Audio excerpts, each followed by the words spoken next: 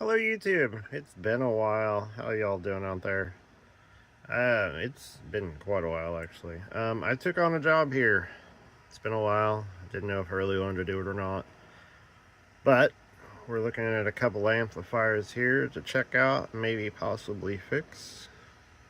Not quite sure yet. Customer states on this one here, this down for sound amp, that it's in Protect. So we will go through and check that.